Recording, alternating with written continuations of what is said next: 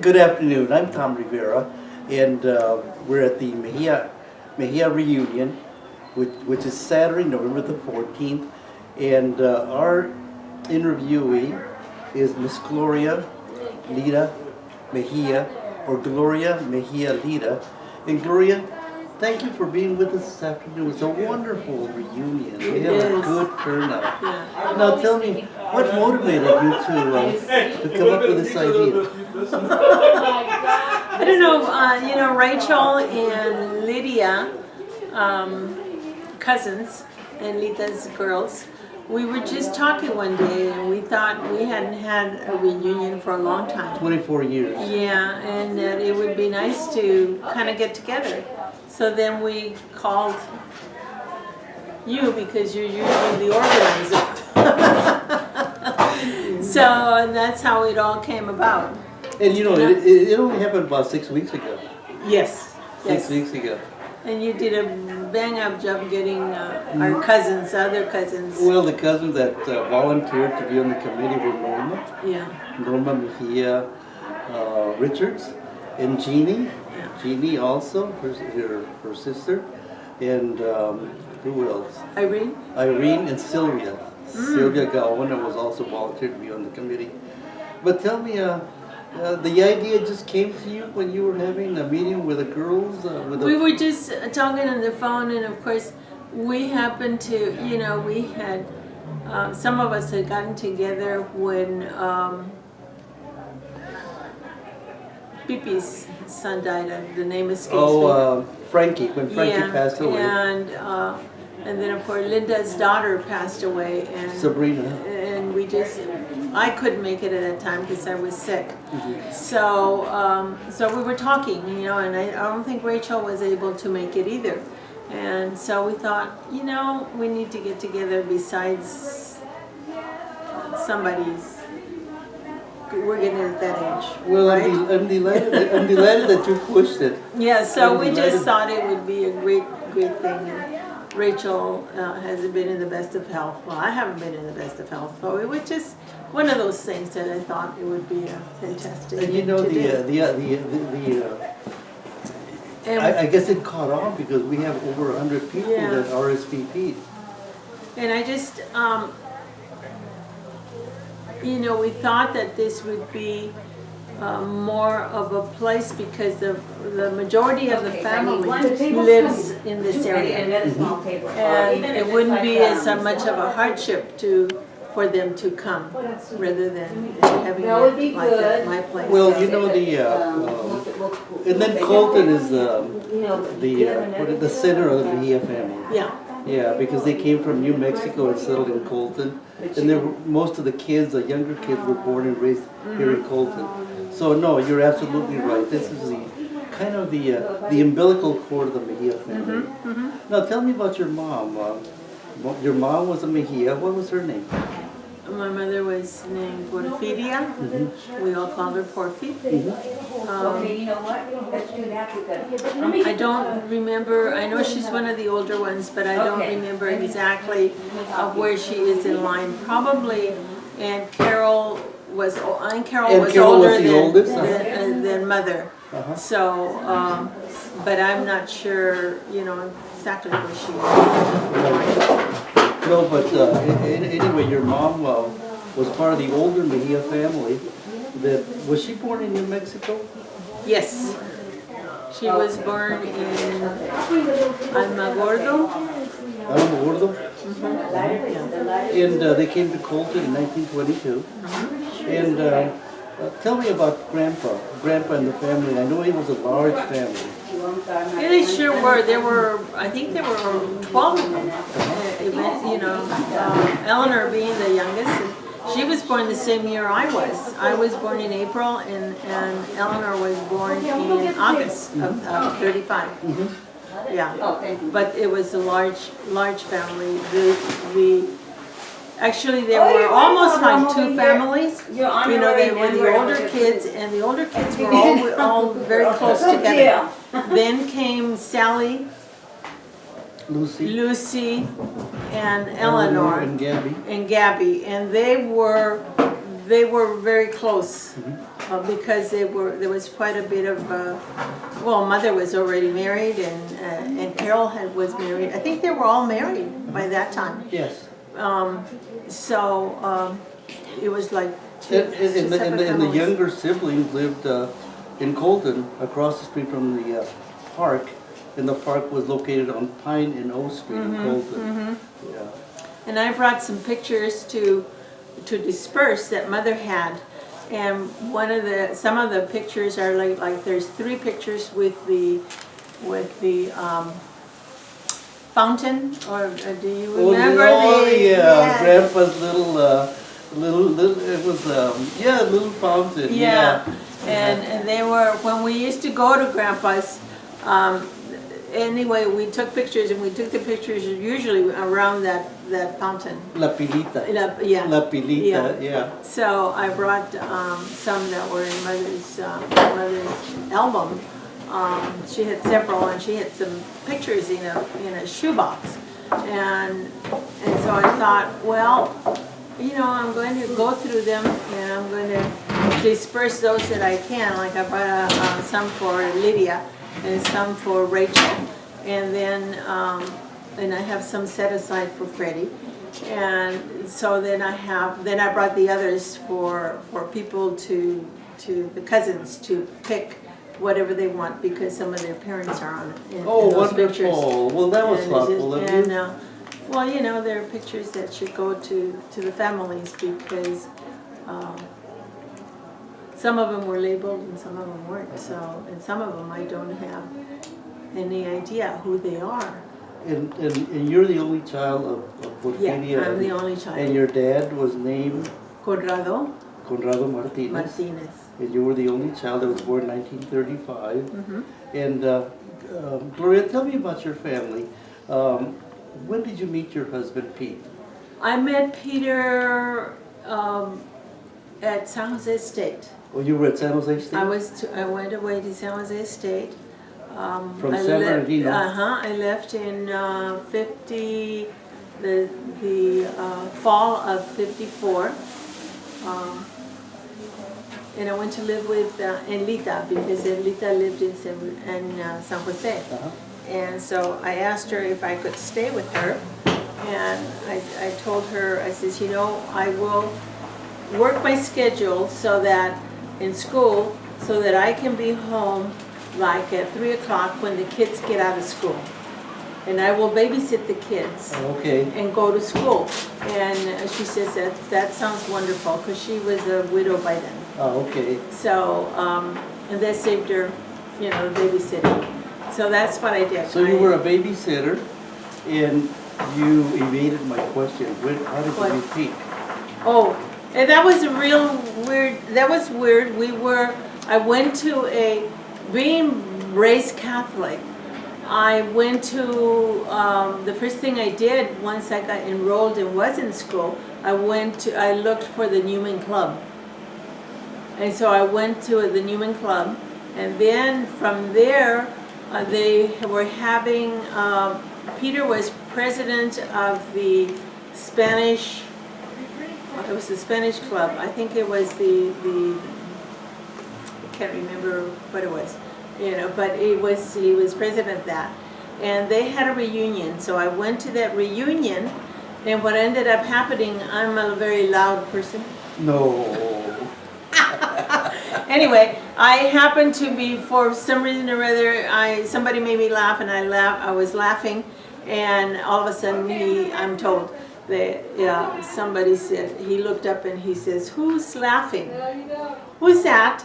And they said, So it was a call. It's over there. Yeah, it's Gloria over there in the corner. It was a call of the wild. Yeah. You got it. And so then that's how we actually we really met. And when did you marry? We got married in, yes, about 3 years later, in 57. So how many years have you been married? Oh, Lord have mercy, we've been married about 58. Okay, 58. And tell me about your children. My How many children. children do you have? We have 4 children. Okay. That's Richard, Tom, Francis, and Mark. And And Tom has one child. I was gonna ask you grandchildren. Yeah, Tom has one child. And her name or his name is? And his name is Jesse, Uh-huh. Jesse Thomas. Richard is not married. He's like our cousin Jesse, Mm-hmm. you know. Francis has two boys in their early 20s. And Mark has been married a couple of times, and he has, from his second wife, he has two. Okay. And they're little. They're maybe around 10 and 8. And Gloria, did you tell us about work that you did? Oh my goodness, Tom. Very quickly. Yeah. I've done a whole gamut of things. I was a beautician for 2-3 years until I had my children, and my children are all stair-stepped. So I decided when the third one came around that my working was ridiculous because I had to come home, and that was the time when we had to wash diapers. So I had to come home, do the wifely stuff, you know, the mother stuff, and I was paying for a babysitter, and then I decided I'm paying more, you know, I'm paying the babysitter, I'm not really reaping any riches. So, and Peter's a teacher. So I quit working. And I stayed with my children until they were like in junior high. No, when they went into school. Well, when they were all in school in elementary, I decided I would go back to work. But I went back to work as I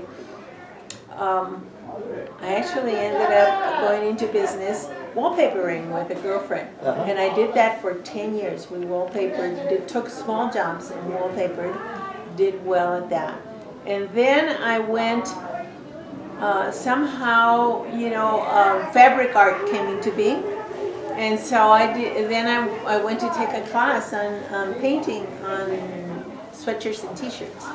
And I happened to do well in that. And so the lady that had the shop said, Gloria, would you teach?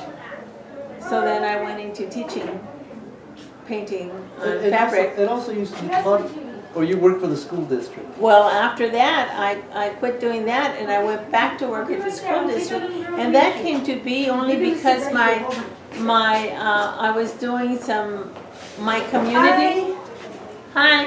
community changed, and there were, at the time when there were people coming in from South America because of the guerrillas, and so we were having a lot of immigrants coming in, and they were not bilingual. Their children were not bilingual.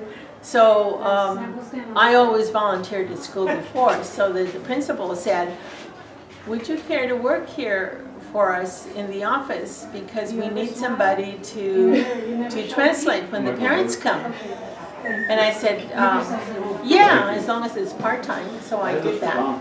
And then pretty soon she said, I want you to go back to school and come back and work for us in the classroom And how long with the children. And how long did you do that for? I did that like 14 years or more.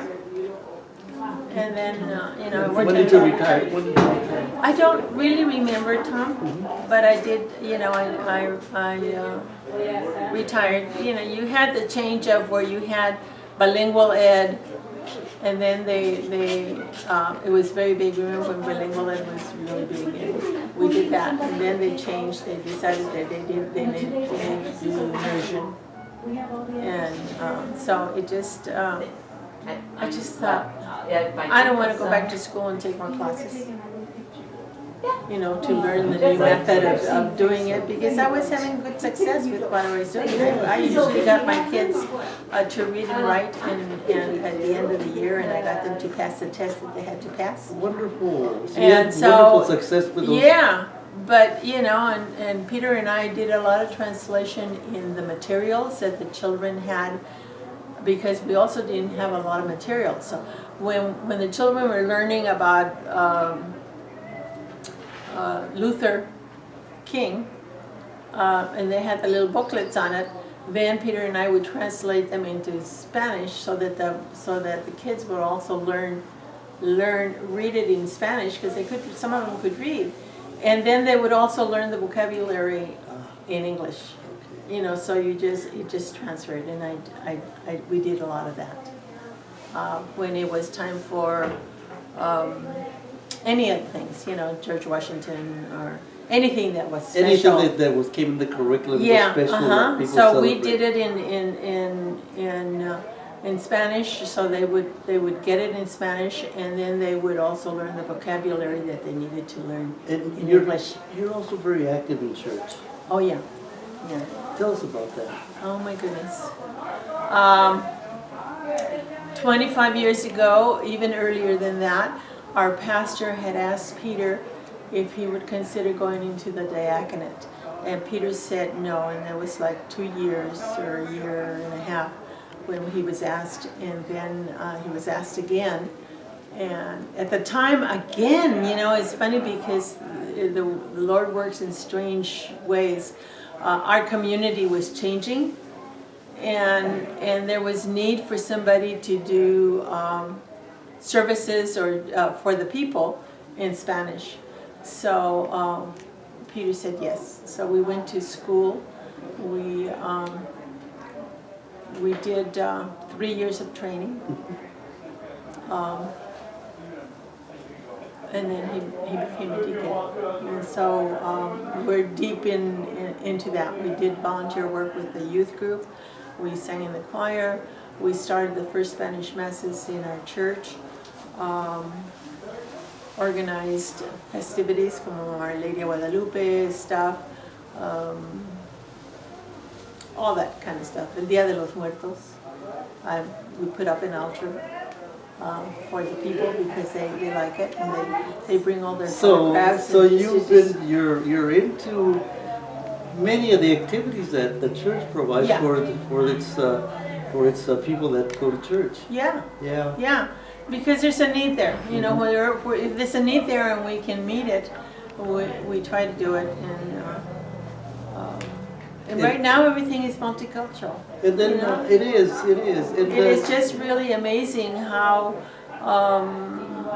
you know, I know our church, and it isn't just ours, it's other churches. You have people nowadays that are not, it used to be that everybody was of Mexican descent, but now it isn't. You know, we have people from El Salvador, we have people from Guatemala, we have Peruvians, we have, you know, from Chile, and they have special devotions, and so we try to meet their devotions, you know, and keep their thing going, and that's what we do.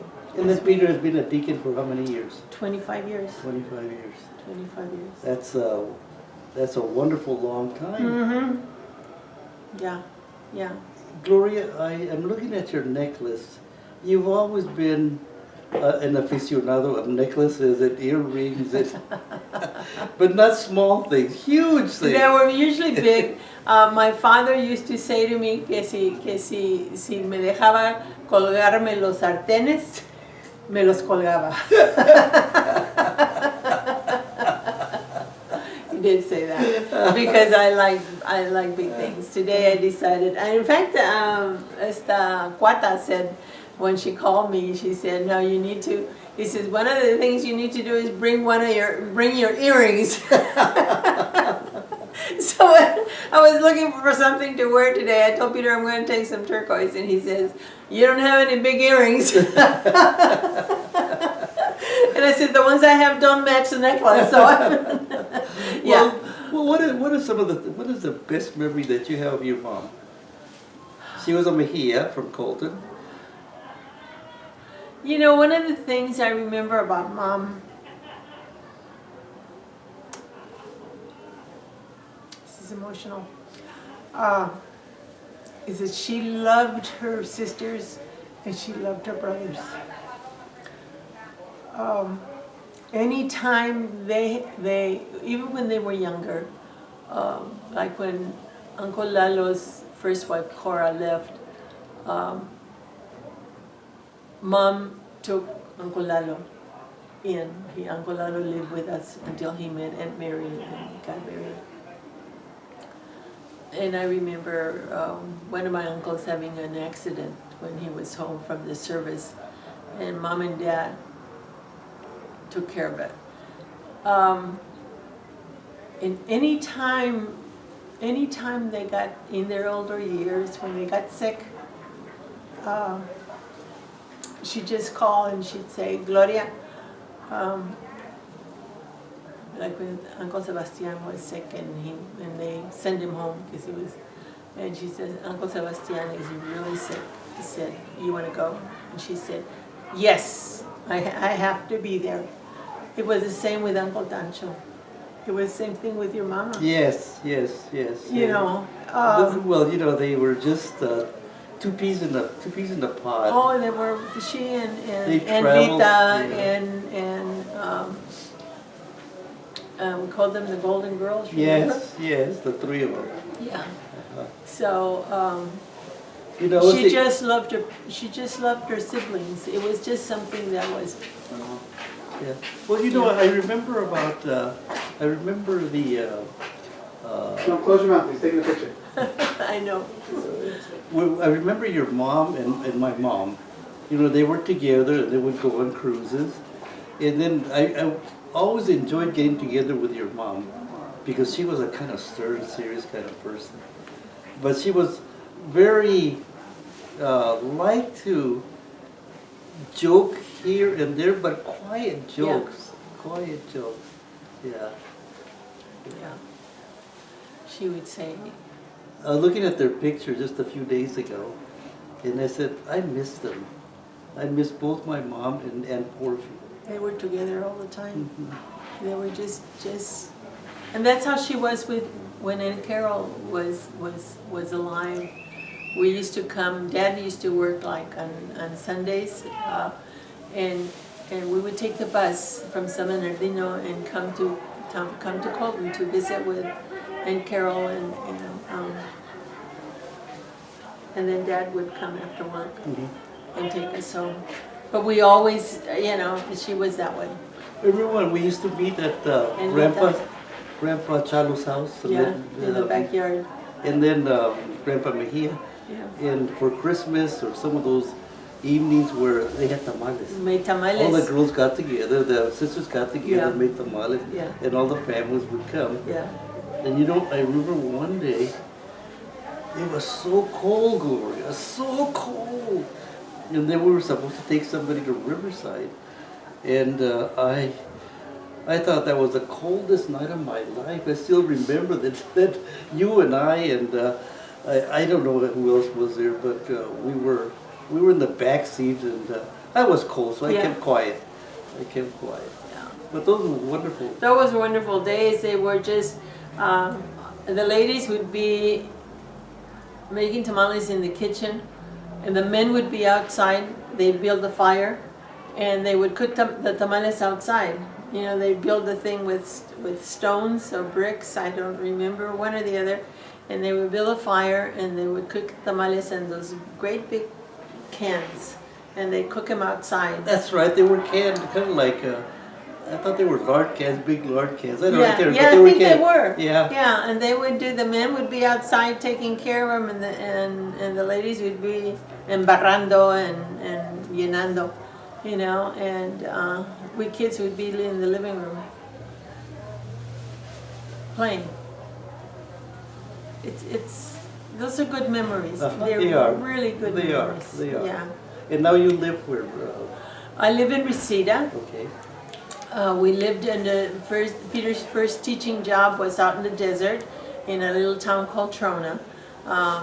We used to call it the back way to Death Valley. That was the Siberia of San Bernardino County. Yeah. So he taught there for 2 years, and then he applied for LA City Schools.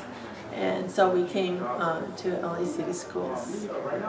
We lived in San Bernardino until the company, Dad worked for Pacific Electric. And the company sold, I think, I don't know if they sold to Santa Fe, but they moved their yard to Los Angeles. So Mom and Dad moved to Los Angeles then. And I remember Uncle Tancho, Renteria, Sally?